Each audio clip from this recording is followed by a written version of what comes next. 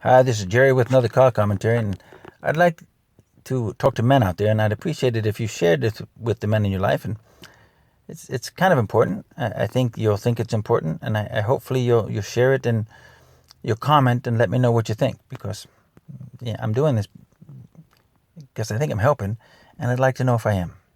But anyway, here's to you men, okay? Let me ask you guys a question, all you men out there. Who would you die for? Who would you give your life for? Would you give your life for your mom, your dad, your brothers, your sisters? Would you give your life for your wife? Would you give your life for your kids?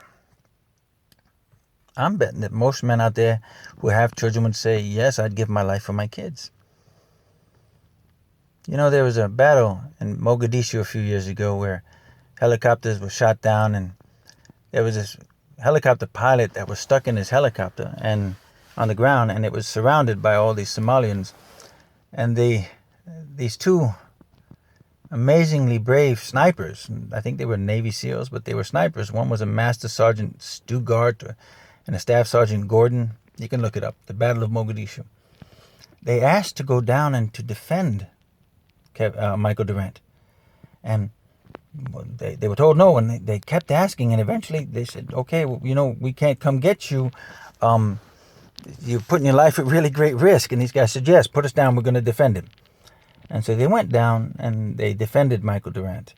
And they exhausted all of their ammo, put up one heck of a battle. It killed a lot of guys. But in the end, they both lost their lives. Both were awarded the Medal of Honor. Michael Durant lived and came home. They gave their lives for that man. If you look up the Medal of Honors and how they awarded, or who they're awarded to, you'll find that in Iraq and Afghanistan, a few guys, a grenade came into the Humvee, and they dove on the Humvee. On the grenade, and they died as a result. They gave their life for this to save their friends. Jesus said, no greater love does a man have than he lay down his life for a brother or a friend. Right? So when you think about these guys, you got to ask yourself, when a guy jumps on a grenade in a Humvee, does he love those guys he's dying for? In a sense, yeah. When those two guys went down to fight and give their lives for Kevin Durant, did they do that out of love? It could be. I doubt that one was love. I think that's more about loyalty, more about honor, more about defending, their fellow soldiers. But I don't know if love plays a role in those. When you think about what Jesus did, let's assume what he did was true. Let's assume what we believe in and he did was true, that he came down from heaven to walk as a man for 33 years. He came down, he lived for 33 years, and then he died on his cross, and he gave his life for us. But we miss the point in many ways. And this is where we men have missed the point. So many of us will say, I'll give my life for my children. No, we won't. We say that, but no, we won't. I'll give my life for my wife. Half of us don't do that. You see, giving your life for someone doesn't mean just jumping on a grenade. Jumping on a grenade is a spur-of-the-moment, split decision. It only takes a second to do, and that's the commitment. It's a commitment that says, I'm nobly going to do something right now. But giving your life for someone means, I'm going to come down to heaven, from heaven, like Jesus did. He came down from heaven, lived as a man for 33 years, suffered the indignities of being a man who was God, right? Stubbed his toes, got his feet dirty. He was a carpenter. I'm sure he got splinters, hit his hand with the hammer. Those days, big hammers too, sweated like a dog out there, smelt up like because didn't have deodorant back then.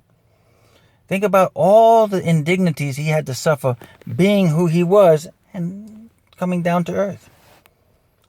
You see, we men, we think we want to give our lives for our children, but we don't understand what that means. So many of us don't. Some of us do. When you give your life for someone, You kind of give your life to them. You say, I'm going to live my life. For instance, if you're talking about your kids, I'm going to live my life for you. I'm going to live my life so that you are protected, that you're safe, that you're secure. I'm going to work jobs I don't like. I'm going to do things I don't want to do. I'm going to put up with stuff, man, that I just don't want to put up with. Why? Because I love you.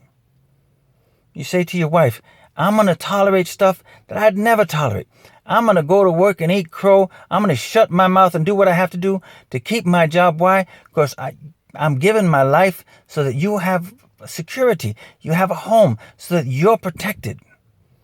You see, if I'm giving my life for you, it's a lifelong commitment. We've forgotten that. We think giving your life in the spur of the moment, hey, I die for you. What does that mean? How many times have you heard somebody, Maury Povich, say that, or Jerry Springer, I love him so much, I die for him. Next thing you know, they're leaving each other, killing each other, throwing things at each other. Because they missed the point. You say, I love you so much, I die for you. How about this? How about loving them so much that you live for them? How about love them so much that you die to self? You see, that's what we're called to do. That's what men are supposed to do. And I'm not talking to women. Women, you too. But that's a whole nother chapter. That's a whole nother side of the book. I'm talking to you guys out there. It's your responsibility. Your responsibility. You get that? To take care of your children. It's your responsibility to care for your wife. It's your responsibility. You do what you have to do. Oh, I'm tired of living my life for other people. Sorry. You see, that's the nobility in it. Anybody can jump on a grenade, and I'm not belittling that. I'm not making that any less horrible. But when you give your life to someone, like a man that marries a young woman at 20 years old and has kids with her and works his fingers to the bone and provides for her, keeps her secure and safe, makes sure that she has opportunity, makes sure he studies so that he has information, makes sure he keeps himself to where he can protect his home, make sure that his wife doesn't have to sleep in the street, make sure his wife doesn't get taken advantage of. Not that she needs that. Some women don't. But it's a man's job, a husband's job, a father's job to give his life to those he loves. And I got news for you, man. I've been doing it for 35 years. It takes a lot. But in the end, you don't wind up living for them. In the end, you get a life full of memories, a life of love, a life of, hardship. Yeah, there's difficult times. But ultimately, you get a life of success, a life where you can say, I'm proud. I'm proud.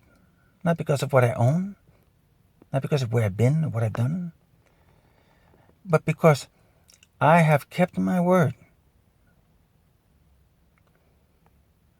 I've honored my wife and my children, and I gave my life to them.